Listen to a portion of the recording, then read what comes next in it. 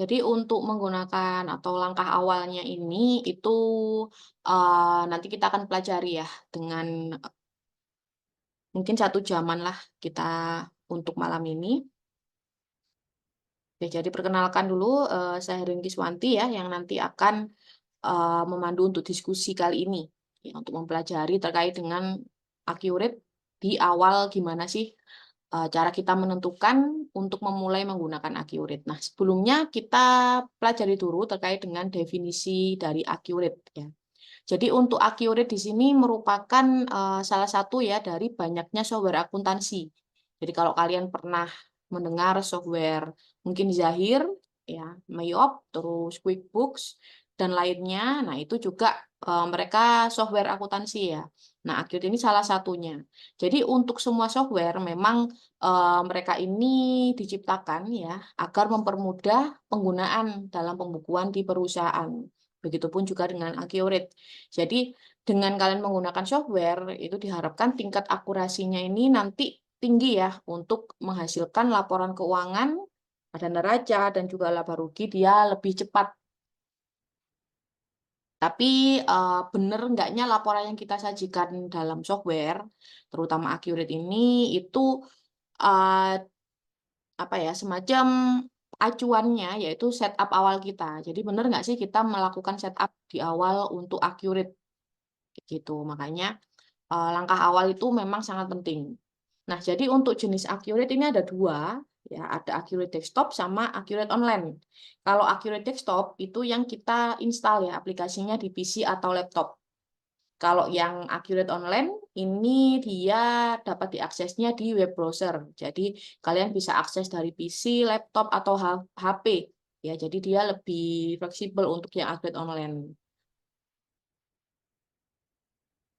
Jadi untuk perkembangan ya, timeline dari perkembangan software Accurate di sini mulai dari Accurate 2000 itu dia di tahun 99. Lalu di tahun 2002 itu ada Accurate 2, tahun 2005 ada Accurate 3, tahun 2009 ada Accurate 4. Nah, ini dulu saya pakai pertama kali di tahun 2011, ini saya pakai yang Accurate 4. Lalu di tahun 2015 ada Accurate 5, nah yang terbaru itu adalah Accurate Online, dia rilis pertama kali tahun 2017. Makanya untuk sekarang, apalagi setelah pandemi ya, mungkin perusahaan itu, banyak yang beralih ke Accurate Online, begitupun juga dengan beberapa klien saya, mungkin dari 10 itu 8 lah ya, 8 yang beralih ke Accurate Online.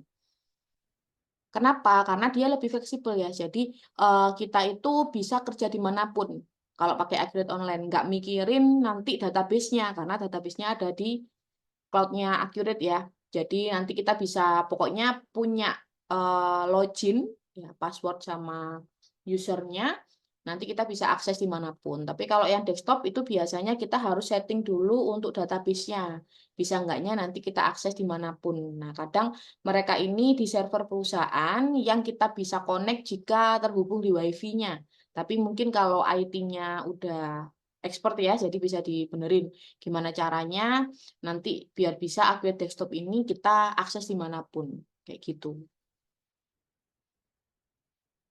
Nah, di sini kita akan mulai ya, terkait dengan gimana untuk setup ya di awal atau apa yang harus kita siapkan ya kalau mau pakai Accurate. Nah, di sini sebelumnya kita harus mengenal dulu kondisi perusahaan yang akan menggunakan Accurate. Di sini ada saya kelompokkan menjadi 2 perusahaan, yaitu yang pertama perusahaan baru, lalu ada juga perusahaan lama. Perusahaan baru di sini artinya itu gini, jadi perusahaan yang dia ini baru memulai usahanya langsung memilih untuk menggunakan Accurate. Jadi misalkan dia mau menggunakan 2004, ya jadi dia, opening di 2024, nah dia langsung pakai Accurate. Lalu ada perusahaan lama. Perusahaan lama ini artinya dia itu sudah beroperasi jauh-jauh hari atau jauh tahun, beberapa tahun yang lalu ya kan. Tapi dia baru memutuskan untuk pakai Accurate di 2024 ini. Nah, ini kondisi yang kedua ya, yang perusahaan lama. Nah, ini sering banget terjadi. saya jelasin dulu untuk yang perusahaan baru ya. Jadi saat perusahaan ini dia baru berdiri, lalu dia mau langsung pakai Accurate, nah ini dia bisa menggunakan setup yang basic ya. Oke. Jadi gini, jadi saat kalian baru, ibaratnya baru ini kan kalian belum punya histori ya, jadi belum tahu, oh akun-akun apa aja sih yang mau kita pakai, terus mungkin kebutuhan dari perusahaan, misalkan dengan fitur-fitur yang ada di Accurate mau butuh yang mana aja. Nah itu kan kita belum tahu ya kalau perusahaan baru. Maka di sini kalian bisa menggunakan setup yang secara basic. Secara basic itu gimana? Kalian bisa nurut sama Accurate. Misalkan nurut dari segi, oh daftar akunnya kita mau nih dibikinkan otomatis dari Accurate. Jadi nanti kita ngikut aja. Nah, tapi jangan khawatir, karena nanti pun saat kita di awal ngikut aja, nanti kan seiring dengan perjalanan waktu, kita akan tahu, oh kita ternyata butuh akun untuk biaya ATK. Oh, kita butuh akun untuk biaya pemeliharaan aset. Nah, itu nanti kita bisa menambahkan. Ya, jadi nggak harus di awal kita pilih ini, kita akan pakai ini terus sampai akhir nggak. Jadi masih bisa ditambah, dihapus ya, misalkan udah nggak butuh lagi, nah itu bisa. Kalau perusahaan baru ini enak ya, jadi settingnya nggak begitu ribet. Nah, kalau misalkan perusahaan lama, nah saat perusahaan ini dia sudah pernah berdiri, misalkan dia ini mau closing per Desember 2023. Agar apa? Agar nanti di 1 Januari 2024 perusahaan ini sudah ready untuk pakai Accurate. Nah, maka di sini yang harus kalian siapkan adalah kalian harus menyiapkan data-data yang sudah ada ya, yang sudah pernah atau yang sudah kalian hasilkan dari software yang lalu. Kalau pakai software, tapi kalau pakai Excel atau manual, nah itu juga perlu kita siapkan.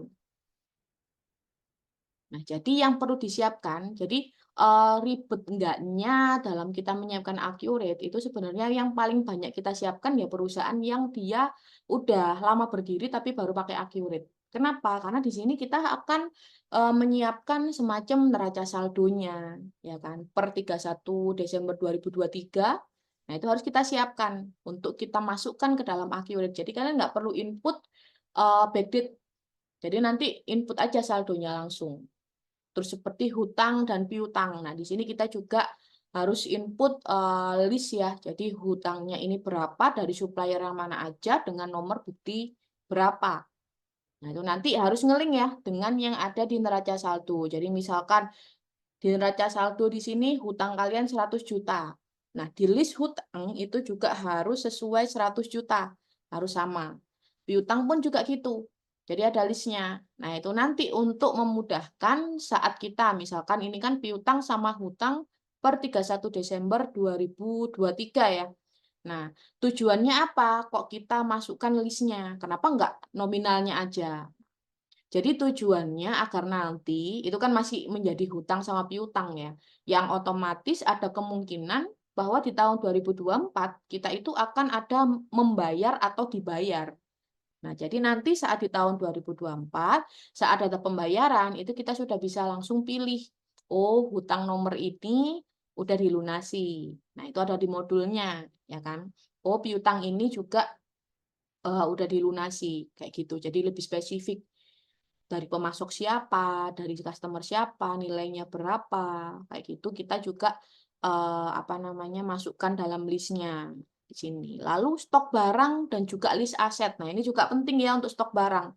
Nah, nilai stok barang yang ada di daftar stok barang ini juga harus sesuai dengan yang ada di neraca saldo. Jadi misalnya ya, misalnya perusahaan ini dia di neraca saldo nilai persediaan 100 juta. Nah, di stok barang ini juga harus sesuai nilainya dengan neraca saldo. Jadi harus balance ya. Begitupun juga dengan list aset. Aset ini penting juga ya. Kenapa? Di samping dia ini juga nanti ada hubungannya dengan laporan pajak kita, list aset ini pun juga dia berfungsi untuk manajemen aset. Ya, jadi suatu saat misalnya nih, kalian mau merger atau mau take over perusahaan kalian. Nah, aset ini bisa dinilai. Jadi kalian harus punya listnya, biar apa? Biar memudahkan untuk kalian stok asetnya kalian, ataupun nanti maintenance. Kadang kan kita ada standar ya, kalau kalian beli elektronik, itu kan ada standar, misal 6 bulan sekali harus diservis. Nah, hal kayak itu harus diperhatikan. Biar apa? Yaitu menjaga nilai aset kita. Jadi suatu saat misalkan butuh untuk dijual atau mau di take over perusahaannya, nilai aset ini juga bisa masuk dalam unsur untuk kita take over nanti. Kayak gitu. Nah, jadi semua data ini disiapkan dalam file Excel. Jadi biasanya ada 5 file yang wajib ya. Tapi nanti kalau ada tambahan itu bisa. Nah, yang wajib kalau kita setup awal, ya kita imporkan data-data ini ada 5, yaitu daftar akun, ini berisi terkait dengan daftar-daftar akun yang ada di perusahaan, dan juga nilai dari neraca. Nah, saya bukakan ya contohnya.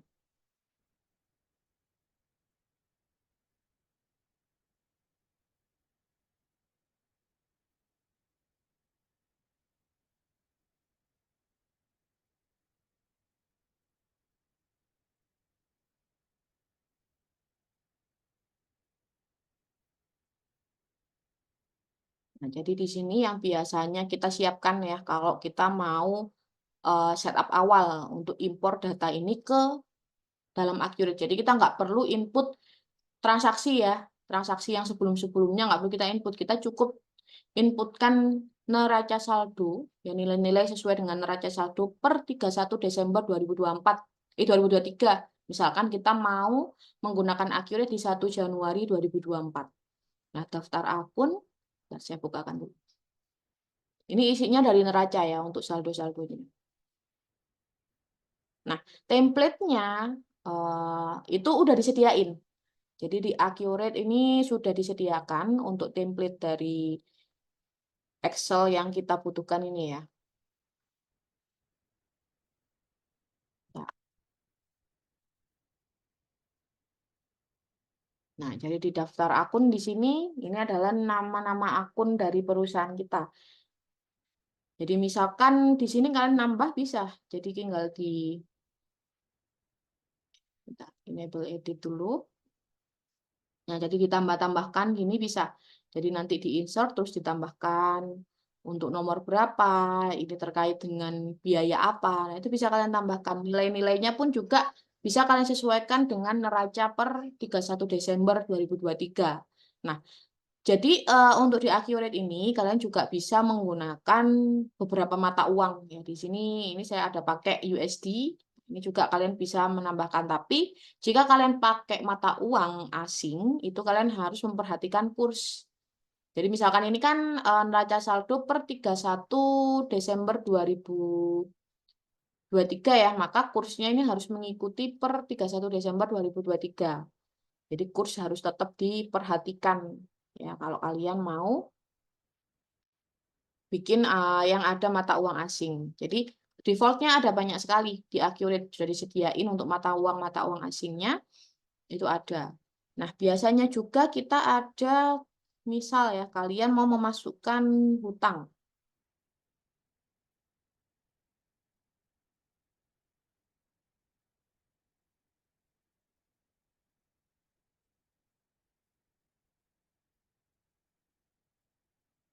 Nah, di daftar hutang di sini juga mencakup nama-nama pemasok kalian. Jadi supplier kalian nama-namanya juga bisa kalian imporkan. Jadi nggak perlu input lagi manual.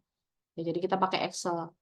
Nah, di sini kan juga ada nanti saldo awal terkait dengan hutang. Nanti untuk pemasok BBB misalnya ini ya, dia itu kan punya 2 faktur yang belum dilunasi, yang belum kita lunasi. Nah, maka kita bisa masukin dua-duanya. Nah, tanggal fakturnya ini kapan, ya, dan lain-lain seperti itu. Jadi ada ya, jadi itu adalah hal-hal yang harus kalian siapkan terkait dengan penggunaan Accurate. Jadi ada 2, kalau kita bisa kelompokkan itu ada 2 cara ya untuk setup database di awal, ada cara basic, ada juga cara profesional biasanya. Nah, untuk yang setup basic itu disarankan untuk pengguna yang perusahaan baru. Kalau yang cara profesional, di mana kita nanti akan menentukan untuk daftar akun kita sendiri, ya. Lalu nanti untuk apapunnya itu kita sendiri yang menentukan. Jadi nggak ada default dari Accurate. Nah, itu kita pakai yang setup secara profesional. Itu. Nah, oke, ada pertanyaan nggak? Atau ada yang mau sharing? Di sini ada yang pengguna Accurate sebelumnya?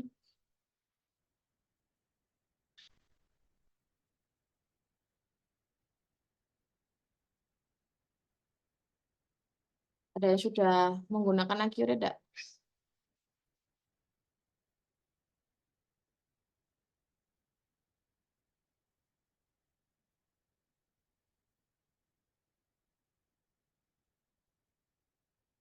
Ada yang mau bertanya? Silakan buat yang mau bertanya. Oh iya. Jadi belum ini ya, untuk Bella belum pernah yang setup mulai awal ya. Jadi memang untuk di dunia kerja, di kerjaan itu yang paling dibutuhkan ya bisa nggaknya kita input transaksi. Tapi Accurate ini kan luas juga ya. Jadi hal-hal yang kita pelajari itu luas sekali. Apalagi kalau kalian mungkin mau cari side job ya terkait dengan wah saya ini punya keahlian di bidang Accurate. Kalau kita kerja mengandalkan di kerjaan aja nanti ilmunya bakal jalan di tempat. Ah saya mau coba deh cari-cari klien atau gimana. Nah, itu kalian juga harus bisa menguasai terkait dengan setup awal. Karena ini memang pondasi ya. Jadi setup awal ini awal yang menentukan akhir ya ibaratnya yang menentukan perjalanan kita menggunakan Accurate. Saya pun beberapa kali klien saya kan juga terima untuk implementasi ya implementasi Accurate. Beberapa klien itu ada yang kendala di neracanya nggak balance. Itu yang pakai Accurate desktop sering banget. Kalau yang online ini ya sering cuman nggak sesering yang pakai desktop ya. Jadi biasanya kalau saya dapat apa namanya pasien ya ibaratnya apa ya ya pasien ya kita anggap pasien yang dia datang terus bilang oh ini kendala saya ada di neracanya nggak balance terus saat penyajian laporan ini kok kayaknya akun-akunnya itu nggak cocok ya kayak gitu nah biasanya saya di awal itu ngeceknya langsung ke saldo awal nah kalau saldo awalnya udah nggak balance ya berarti ini adalah penyakitnya ya kan. Nah, itu perlu kita benahi dulu. Nah, setelah dibenahi ternyata masih nggak balance. Oh, berarti kita harus ngecek dari ini, dari apa namanya, settingan akun perkiraan. Nah, kadang yang sering terjadi juga selain dari saldo awal ya, nggak balance dari saldo awal, itu juga terjadi karena kalian menentukan akun. Jadi kan di Accurate itu, coba ya saya bukakan, biar nggak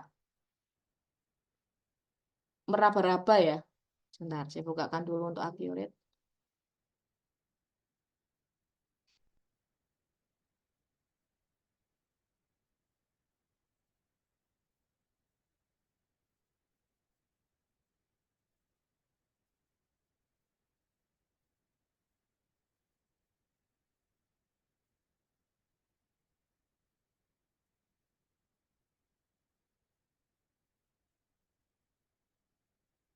Nah, di saldo awal dan juga di sini ini juga penting ya untuk kita tahu settingannya. Nah, fitur-fitur ini. Terus akun-akun perkiraan di sini ini juga perlu kita cek. Jadi memang kalau di Accurate Online itu otomatis ya. Sebagian besar ini otomatis akan di-create langsung sama Accurate. Tapi kita juga perlu untuk menambahkan. Nah, kayak yang kosong-kosong gini kita juga perlu menambahkan. Terus juga yang kosong-kosong gini ya, perlu kita tambahkan. Nah, dan juga saat kalian masukin kayak aset, nah ini sering ya, aset kayak gini ini sering. Yang di desktop apalagi ya, sering banget terjadi. Jadi saat kalian bikin atau masukin aset tetap baru, itu kan kalian disuruh input akun-akun apa aja yang berkaitan. Nah, kadang di sini ada yang salah. Nah, ini juga dampak pada nggak balance-nya neraca atau salah laba rugi kalian. Jadi ini harus benar-benar diperhatikan kayak gitu.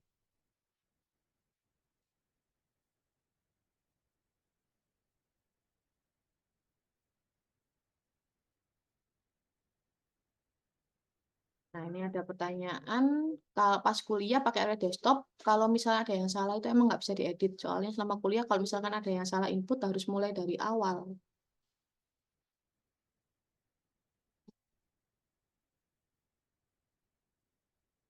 Bisa kok, bisa diedit.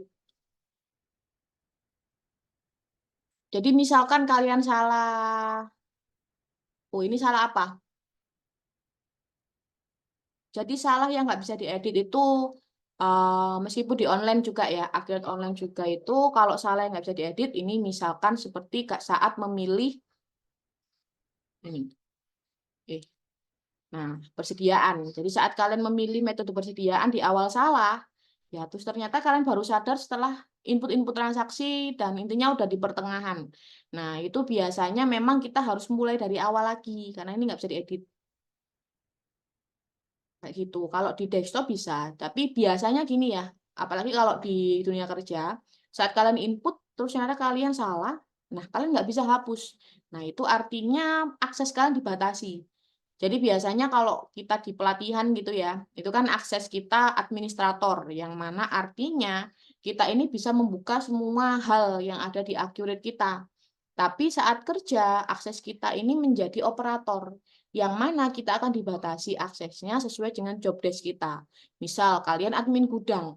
Nah, kalian nggak bisa nih buka laporan keuangan. Misalkan kalian HRD ya, kalian cuma bisa buka seputar dengan karyawan atau penggajian. Terus misalkan apa? Marketing. Nah, marketing kalian cuma bisa akses biasanya kayak penawaran penjualan ya, terus nanti mungkin sampai sales ordernya atau apa nanti ditentukan berdasarkan kebijakan perusahaan. Dan begitupun juga dengan saat kalian ini bikin untuk transaksi misal penjualan. Nah, penjualan ini kan renteng ya. Jadi ada siklus kan, apa ya? Ada rantainya. Jadi pertama misalkan kalian bikin penawaran, lalu bikin pesanan, lalu bikin pengiriman, lalu bikin faktur. Nah, kalian udah input semua nih sampai faktur atau mungkin sampai penerimaan deh. Nah, lalu kalian baru sadar, wah pengiriman saya salah nih, saya mau edit. Nah, kalian nggak bisa langsung edit di pengiriman pesanan. Tapi kalian harus memperbarui dulu yang di ini, jadi dihapus dulu yang terbaru sampai nanti baru pengiriman pesanan ini baru bisa diedit atau dihapus. Kayak gitu caranya. Jadi kalau untuk transaksi yang apa ya berantai itu hapusnya harus dari yang paling baru terus ke yang agak lama baru nanti ke yang kalian tuju untuk dihapus. Jadi nggak bisa langsung hapus. Kayak gitu. Di desktop pun kayak gitu juga sama.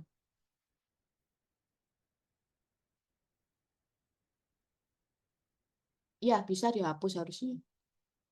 Di desktop bisa juga. Mungkin karena nggak bisa karena tadi ya, kayak yang di penjualan tadi harusnya kalian hapus dulu yang paling baru, baru nanti yang terlama yang mau dihapus. Jadi memang kalau secara apa ya, secara sulit enggaknya, itu ada yang bilang desktop itu sulit.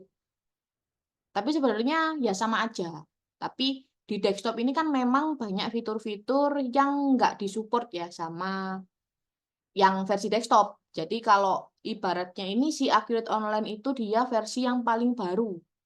Ya, jadi dia ya update banget, up to date. Seperti misalnya di desktop itu kan nggak ada transfer bank ya. Nah, maka saat kalian mau mencatat terkait transfer bank, itu harus pakai jurnal manual. Kayak gitu. Terus tampilannya kan juga beda juga ya tampilan. Kalau ibaratnya fresh enggaknya itu kalau yang online ini agak kelihatannya itu fresh gitu kan. Kalau yang desktop, kalau di sini saya nggak ada aplikasi desktop, jadi nggak bisa bukain kayak gitu. Oke, yang lain mungkin ada yang mau bertanya. Siap sama-sama.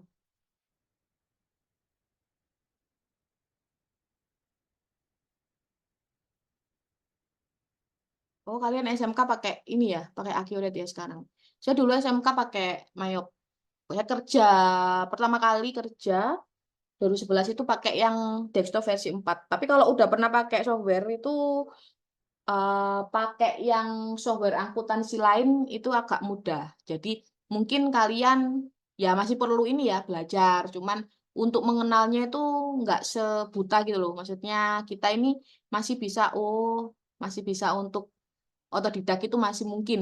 Kayak gitu. Saya pun dulu di 2011, upgrade versi 4 belajarnya otodidak juga.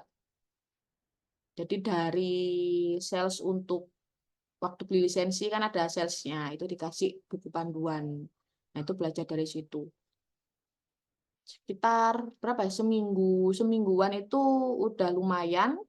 Terus 1 bulan, nah 3 bulan baru ini, baru lancar banget. Itu baru 3 bulan. Gak lama memang. Tapi karena ya dulu ini kan tahun-tahun segitu untuk tutorial dan lain-lain kan masih minim ya. Kalau sekarang kan udah mulai banyak pelatihan-pelatihan juga.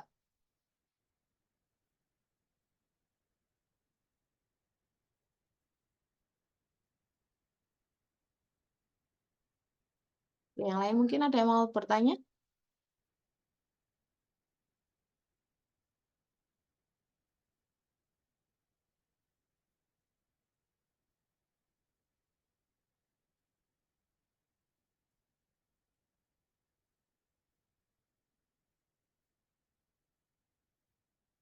Ih, maaf, maaf, keluar. Mungkin ada yang mau ditanyakan lagi? Silahkan buat yang mau bertanya.